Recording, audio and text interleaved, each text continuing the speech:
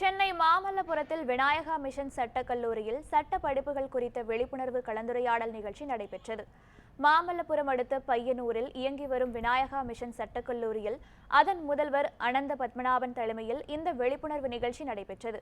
இதில் சட்ட படிப்புகளில் மாணவர்களுக்கு என்னென்ன வாய்ப்புகள் உள்ளது, எதிர்காலம் எவ்வாறு அமையும் என்பது குறித்து கல்லூரியின் முதல்வர் அனந்த பத்மநாபன் மற்றும் சட்ட வல்லுநர் ஆண்டனி டூயிங் ஆகியோர் மாணவர்களுக்கு எடுத்துரைத்தனர். இந்த கருத்தரங்கில் ஏராளமான மாணவர்கள் தங்களது பெற்றோருடன் கலந்து கொண்டனர்.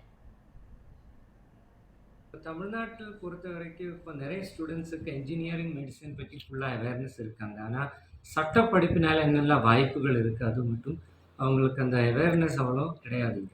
அதனால நம்ம விநாயகா மிஷன்ஸ் லா ஸ்கூல் இப்போ ஒரு லாஸ்ட் 1.5 மந்த்ஸாக நம்ம நிறைய சிட்டிஸில் போய் டிஸ்ட்ரிக்ஸில் போய் ஓப்பன் ஹவுஸ் இவெண்ட்ஸ் அந்த மாதிரி பண்ணியிருக்கு.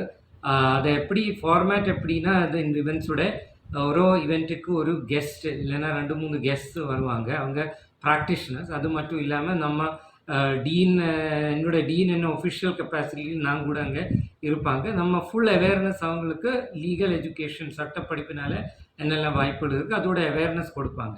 இப்போ இன்னைக்கு நம்ம இந்த சீசனோட ஃபைனல் இவெண்ட்டு நம்ம கேம்பஸ்லேயே நம்ம ஆர்கனைஸ் பண்ணியிருக்கு. மிஸ்டர் ஆண்டனி ஜூலியன் ப்ராக்டிஷனர், அவங்க நம்ம மென்டரிங் கமிட்டியோட மெம்பர் கூட சர்வ் பண்ணுறாங்க. நம்ம சென்டர் ஃபார் ஜஸ்டிஸ் அண்ட் டெக்னாலஜியோட கன்வீனர் கூட அவங்க தான்.